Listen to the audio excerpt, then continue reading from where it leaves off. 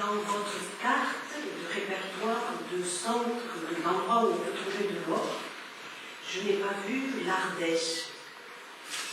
Or, il y a des endroits, des sites touristiques, où on monte des rivières avec des gens qui ont des platées, et voilà. Et j'ai trouvé tout ça.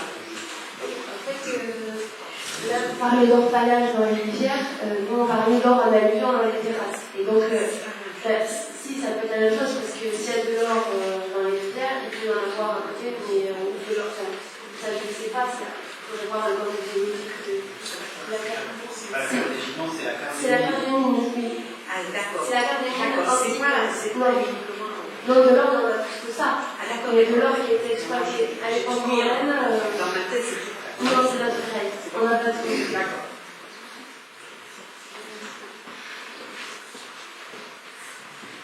Est-ce que le fait que Géoplus Environnement doit certifier qu'il n'y aura pas d'impact négatif sur l'environnement, est-ce que cette société a le même caractère que celui?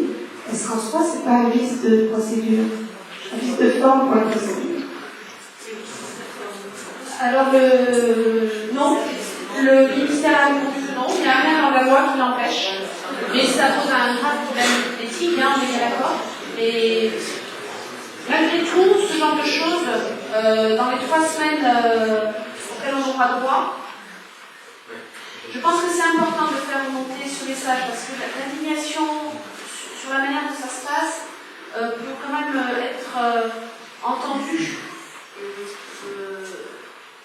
Et pour faire craindre le riz dans une table, c'est pas parce que c'est légal que c'est bien. Et donc c'est pas parce qu'effectivement il n'y a rien qui l'interdit qu'il ne faut pas nous soulever le problème de l'indépendance d'un individu. Voilà. Sur un point plus général, c'est le point de la perméabilité avec la connaissance théorique. Vous savez très bien que le savoir théorique peut avoir des usages opposés. Donc ces mêmes entreprises font à la fois des conseils pour l'environnement et en même temps des conseils pour l'exploitation. Deuxième exemple, dans les associés de Sudmine, vous avez 3 professeurs de l'université Paul Sabatier de Toulouse, vous avez une personne qui vient, si je bonne mémoire, du PRGM. Voilà. Ils ont le savoir, et vous vous souvenez très bien d'ailleurs que le gouvernement avait voulu qu'on puisse passer du savoir théorique immédiatement à l'entreprise, et vous avez des exemples typiques, d'accord? Ça vient de Toulouse, pour l'essentiel.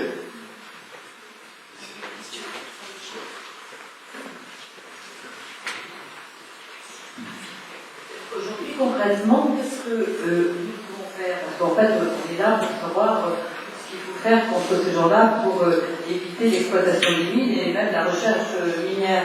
Quelle est la position des mairies? Quelle est la position des officiels qui n'ont pas été vraiment consultés pour ces gisements, c'est-à-dire tous les conseils municipaux? Et qu'est-ce qu'on peut envisager contre ces gens-là le plus légalement possible, le plus démocratiquement possible? C'est ce à quoi il faut penser, c'est pas savoir si leur pollution, on sait que les mines ça va polluer, ça va détruire l'environnement, ça va détruire le patrimoine, donc il faut savoir aujourd'hui que nous pouvons nous faire la levée du bouclier. Si on lève le bouclier, je crois qu'ils vont pas bouger. Alors aujourd'hui c'est une denrée rare dans le monde, tout le monde a acheté des mines d'or, tous ceux qui ont pu trouver des mines d'or à l'extérieur ils ont acheté, donc ils cherchent nous. Donc, que peut-on faire? Quelle est la position des mairies? Ce que je répète, c'est l'administration, c'est pas la démocratie.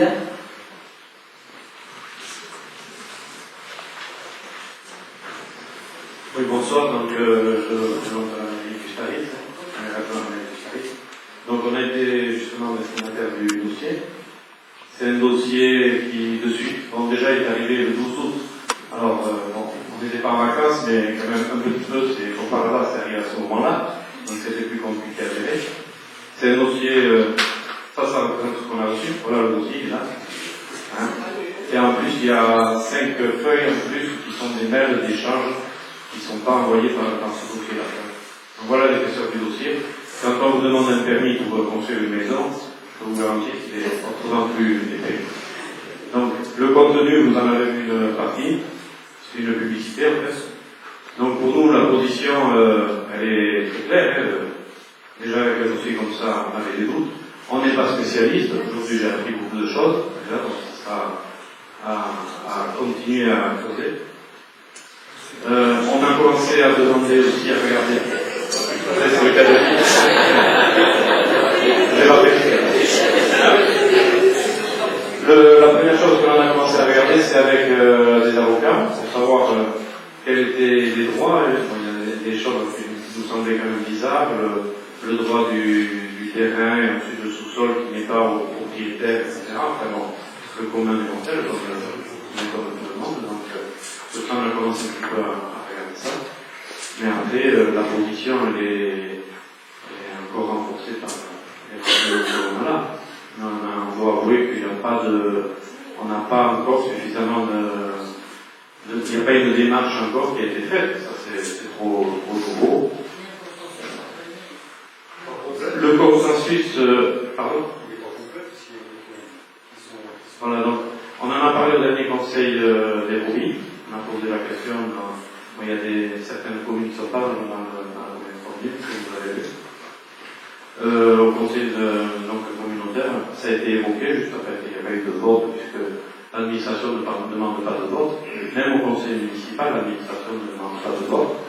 Beaucoup de conseils municipaux n'ont pas eu le temps de se réunir. Enfin, il y a des périodes d'un mois, un mois et demi, certains 2 mois.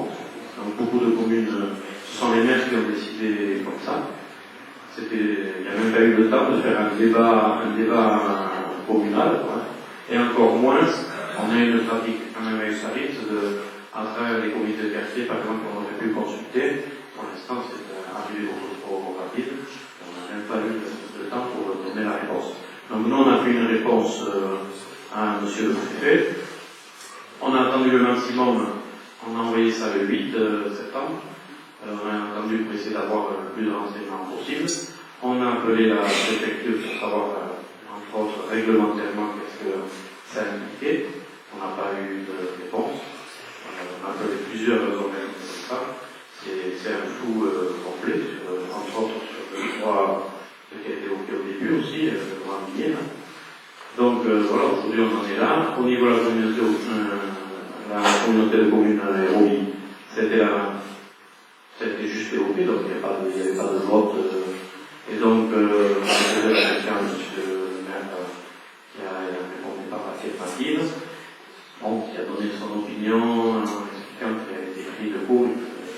Visiblement, il est moins affirmatif que quand il a été questionné la première fois.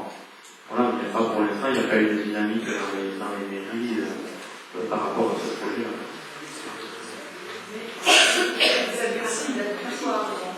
La date de butoir était de 1 mois. On a reçu le courrier le 12 août, donc la date de butoir était le 12 septembre. D'accord, est-ce que vous n'avez pas répondu, parce que ça vous a pas paru bizarre que vous avez eu l'interdiction de transparence de l'information publique? Elle est sur le document. Pardon? Elle est sur les documents. C'est assez choquant pour un élu aussi de recevoir ceci. Je ne sais pas, ça fait un peu méfie, non? Alors, la première question que l'on a posée aux avocats, c'est est-ce qu'on a le droit, nous, de ne pas, de diffuser alors que le décret n'a pas su, là aussi, nous répondre très clairement. On pouvait s'arrêter. Apparemment, on pouvait s'arrêter. C'est assez. Non, ça c'est un truc qui nous a choqué. C'est un paragraphe, il fait 4 lignes, en bas de la lettre de la préfecture.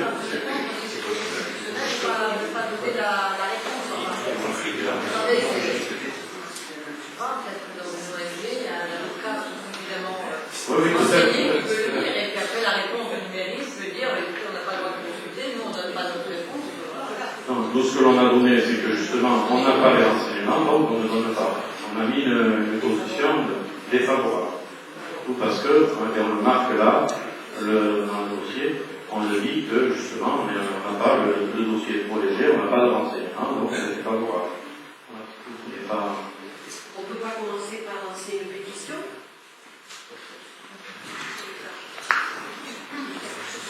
Oui, deux points. La première chose que je pourrais marquer, c'est qu'avec 227 000 € n'ont pas les reins solides pour se lancer dans la situation de bilan. Donc ce qui est probable, c'est qu'ils monnayeront plus offrant s'il faut quelque chose. Ce qui veut dire que demain, le directeur de cette mine il va être convoqué tous les journalistes pour jurer sur la tête de sa mère que ça va être super propre, qu'ils ne vont rien faire, etc. Et qu'il aura vendu à un plus gros que lui, ses promesses disparaîtront. Hein. Donc ça c'est assez clair. La seconde chose, c'est que la dame me pose le problème de que faire, comment se passe. Je crois que c'est vrai que c'est un problème qu'il faut prendre dès maintenant. C'est pas encore s'ils auront le permis ou pas le permis, mais le mieux, c'est de s'organiser maintenant. Dans les villages où il y a des associations, je pense qu'il faut rejoindre les associations. Dans les villages où il n'y a pas d'association, c'est bien que s'il y a 400 personnes qui sont là, qu'elles constituent le réseau. Parce que qu'est-ce qu'il y aura s'il y a autorisation? On verra arriver ce qu'on appelle les PICT, les opérations avant le début de travaux, etc., pour faire les fourrages. Il nous faudra faire peut-être comme on a fait au moment de la LGV, c'est-à-dire faire un réseau de gens qui vont venir, non pas fracasser, pacifiquement empêcher les sondages, ce qu'on a réussi à faire jusqu'à éclairer l'entreprise de Fondasol au moment de la LGV. Donc, pour ça, je crois qu'il y a deux choses à faire, c'est regroupez-vous dans les villages où il n'y a pas d'association, regroupez-vous dans les associations, dans les étudiants, et puis, ça serait bien, puisque le cadre a un site où on va mettre, on pourrait mettre par exemple le dossier complet qu'on ne devait pas avoir et peut-être la secrétaire pour ne pas vérifier les fenêtres, hein, c'est-à-dire le dossier qui était en préfecture et qu'on a été chercher. Donc on pourra le mettre effectivement dans le site. Mais aussi, ça serait bien que dans ce site, vous vous inscriviez avec votre adresse mail en disant voilà, je suis disposé à batailler contre le projet public, voici mon adresse mail, de manière à ce qu'on constitue un fichier, adresse mail et téléphone portable peut-être, s'il y a urgence, de manière à ce qu'on constitue le fichier pour, en urgence, faire un appel à mobilisation si dans les mois ou les trimestres qui viennent, ceci est nécessaire. Donc, le site du cadre, c'est cadre-environnement.org. Donc, si vous allez sur ce site, dans les jours qui viennent, il y aura des documents, peut-être quand même un peu de capturement aussi. Et puis, vous pouvez vous inscrire pour constituer cette liste de gens qui vont s'opposer à ça. Et puis, même s'il n'y a pas d'application, et même si vous ne pouvez pas aller local, organisez-vous dans vos villages quand même à plusieurs pour que ce réseau soit efficace.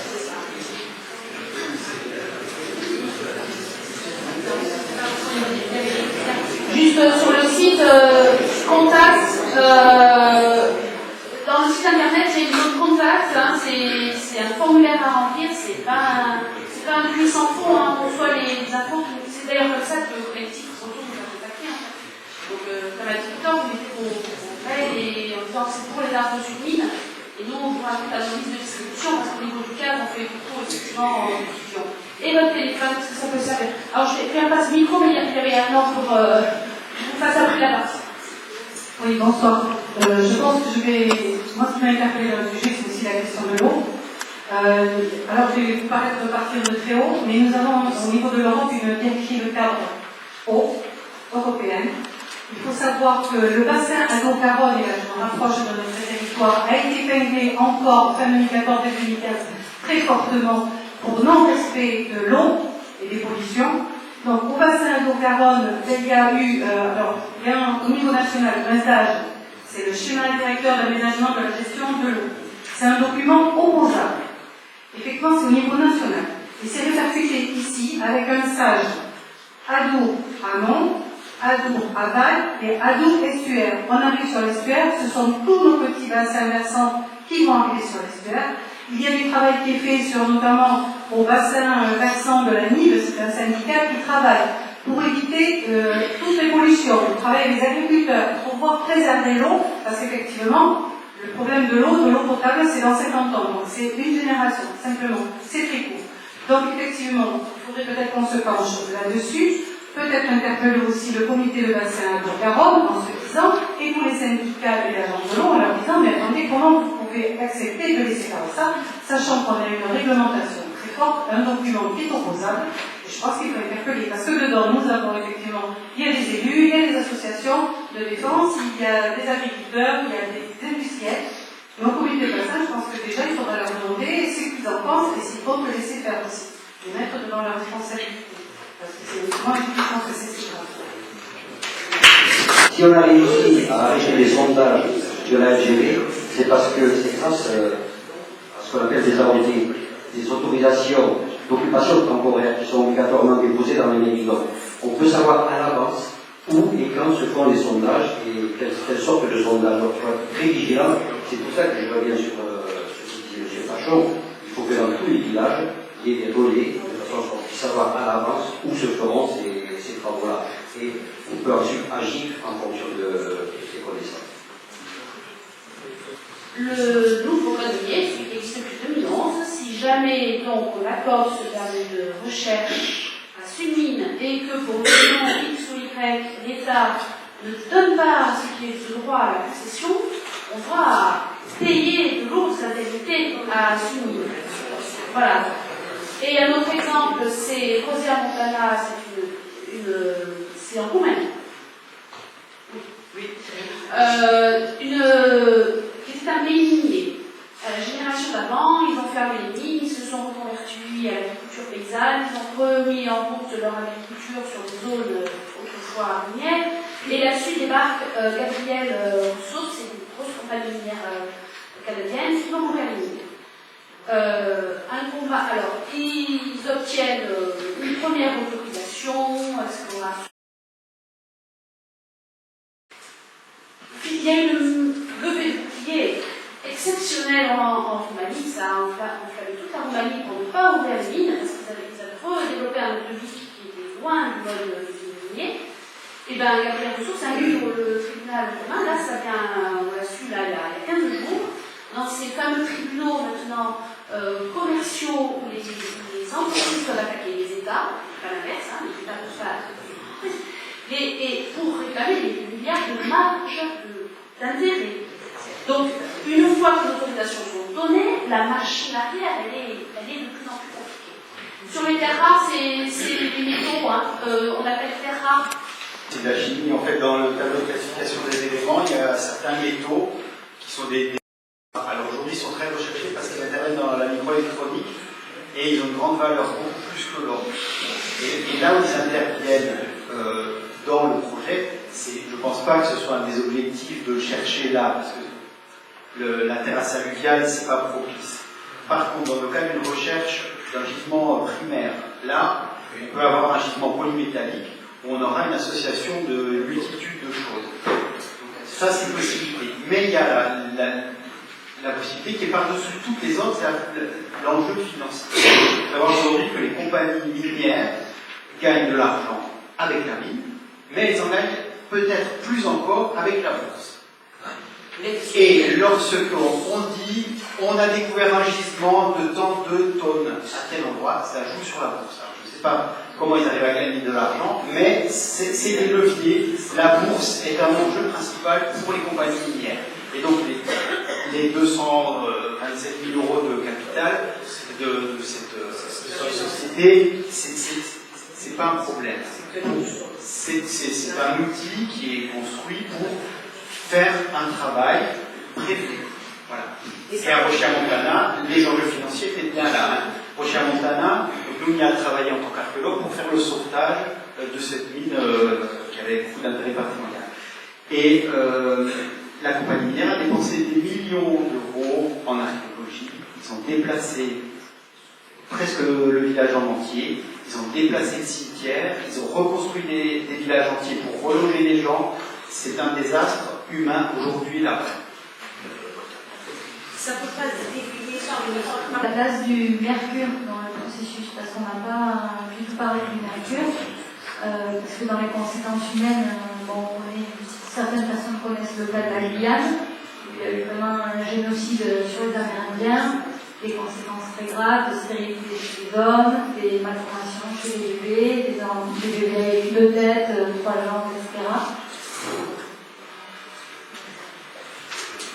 Alors, je vais dire ce que je fais. Alors, le mercure est interdit en France. Ceci dit, le mercure est souvent utilisé de manière illégale par les orpailleurs en Guyane qui cherchent donc de l'or mais qui n'ont pas la concession, donc ils travaillent de manière illégale. Et le mercure, en fait, a la capacité chimique de condenser, d'agglomérer l'or, de le prendre avec eux. Et donc, comme avec le tamis et dans les rivières, les sédiments, on ne voit pas l'or forcément, parce que c'est petit, hein. Donc le mercure le prend, solidifie. Voilà. Et après, donc, pour récupérer l'or qui a été mélangé au mercure, il chauffe. Le mercure s'évapore et il reste l'or. Simplement, le mercure qui s'est évaporé finit par un jour par le mercure. Le mercure est interdit. Donc, c'est pas celui qui utilisera le mercure.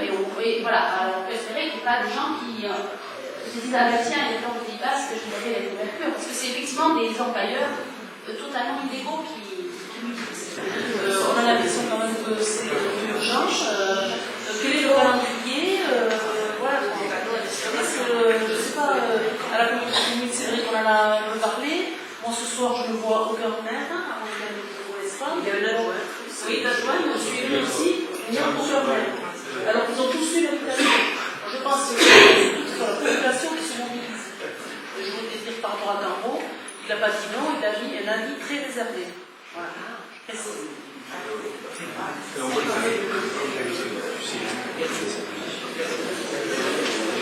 Alors là, on a fait la réunion, mais on peut la répéter la réunion.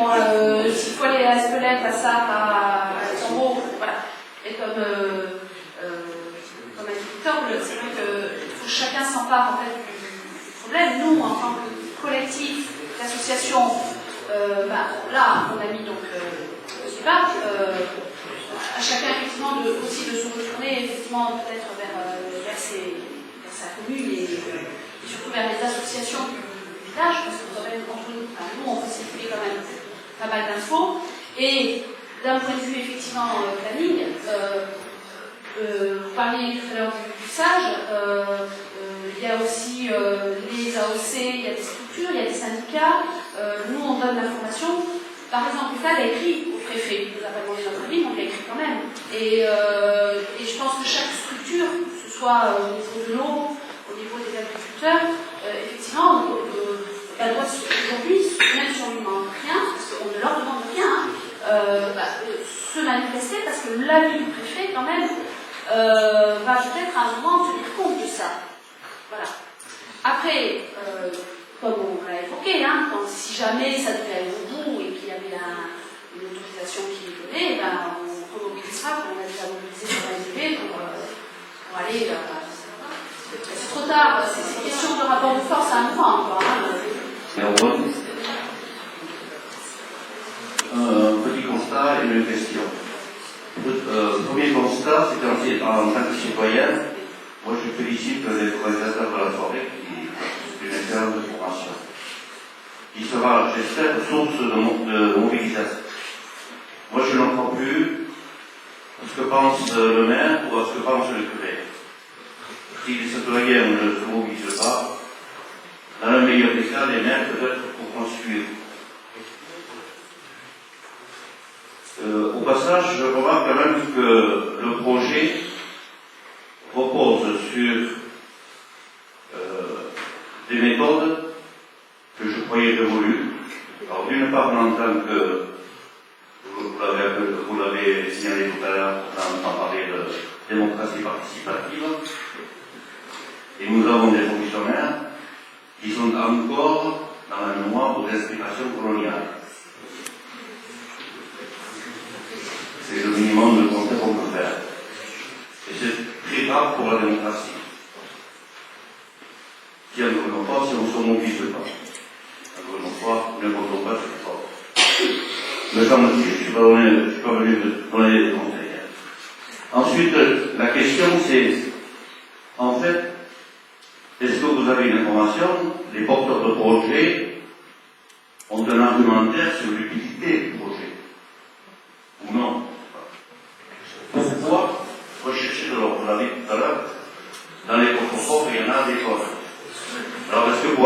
prend encore un peu plus, ou est-ce que ça a une utilité sociale? Pierre, je vais te répondre. On n'a pas parlé de l'aspect financier. On a assez peu parlé de l'aspect financier qui existe. En anglais, on a le cut-off. En gros, c'est le moment où on a le choix entre la rentabilité et la non-rentabilité. Et ce cut-off change tous les jours selon la valeur du cours de marché. Donc la mine peut s'ouvrir, elle est rentable, elle est au-dessus du cut-off, mais demain elle baisse, la mine reste en rade pendant quelques années, en attendant que le cut-off remonte. D'accord? Ensuite, deuxième chose, Sudmine est associé, on l'a dit, à Géoplus, etc. Mais Géoplus fait partie du Orisphère.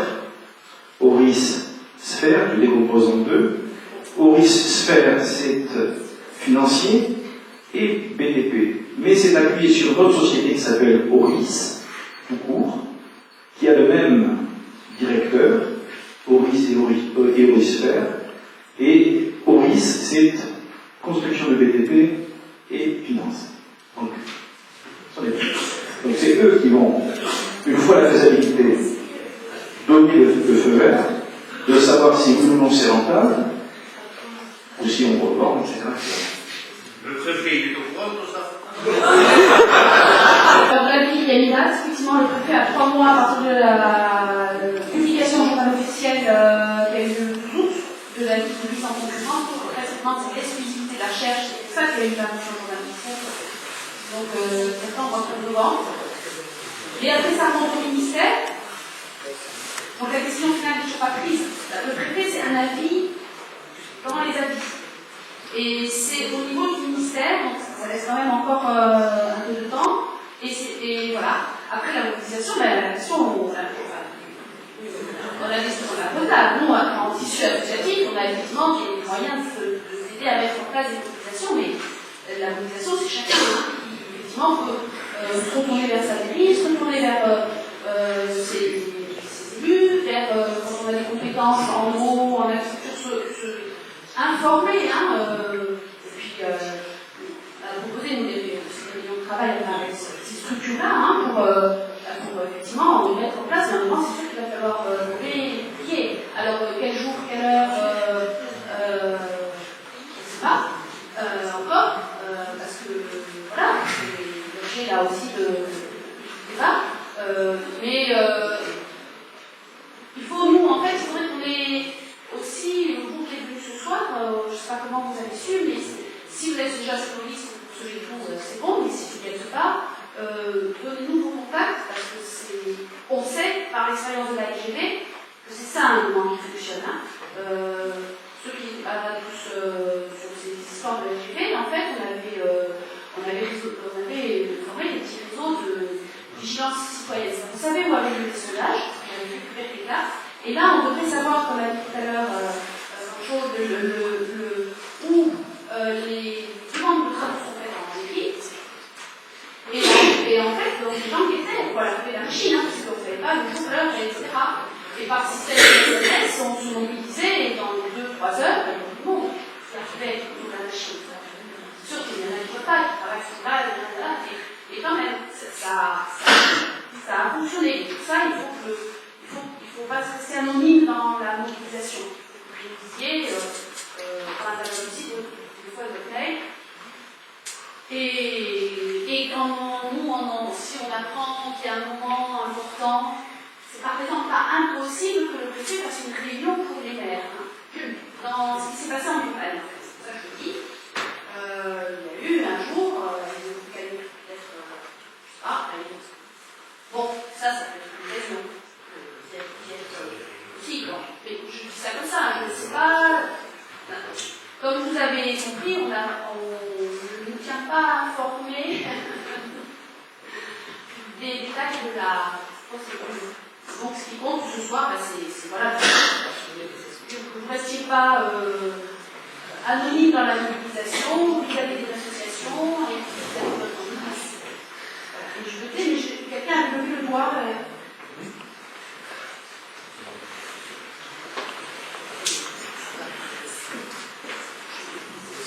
Deux petites choses concernant la procédure qui est mise en place.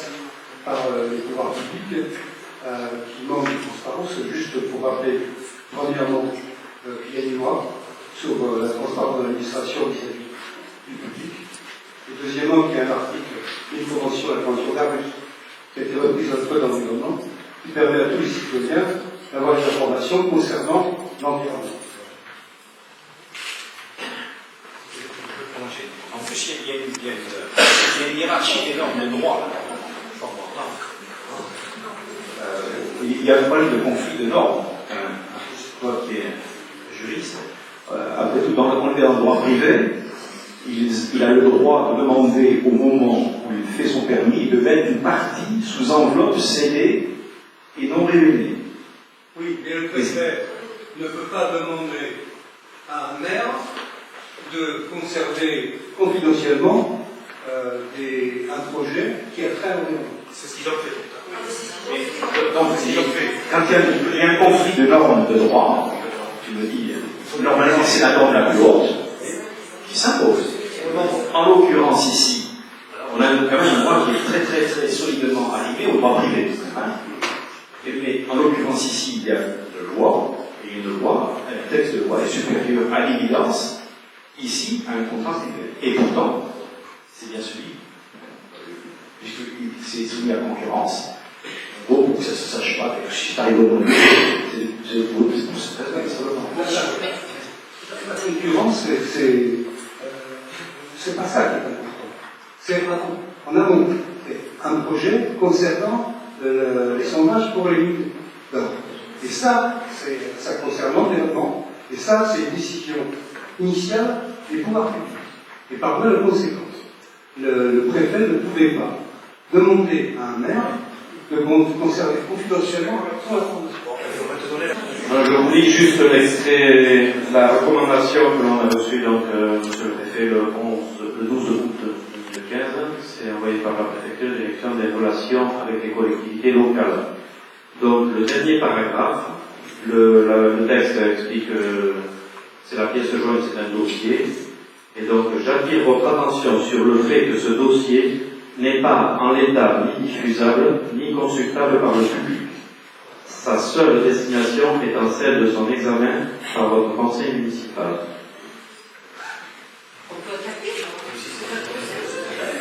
Monsieur l'adjoint du conseil municipal du texte, le fait que le projet soit soumis exclusivement au conseil municipal, le conseil municipal, par vocation, en séance publique. Oui, mais une fois encore, le préfet, il a demandé l'avis au conseil municipal alors que c'est pas prévu dans la procédure du mobilier. Et du coup, la situation a déviation parce qu'à la fois, il l'a demandé. Donc maintenant qu'il l'a demandé, il ne peut pas faire comme s'il ne l'avait pas demandé. Mais du coup, le statut de cet avis est déjà décrit dans les textes de loi. Donc, je sais pas, pardon, ça n'a pas été débattu du tout. C'est pas c'est bien marqué le conseil municipal. Alors, on a peut-être entendu, mais à Cambo, donc il n'y a pas eu de débat au conseil municipal. On a posé la question aux autorités administratives, justement, parce qu'on était dans l'impossibilité technique, sauf appeler un conseil municipal extraordinaire, etc.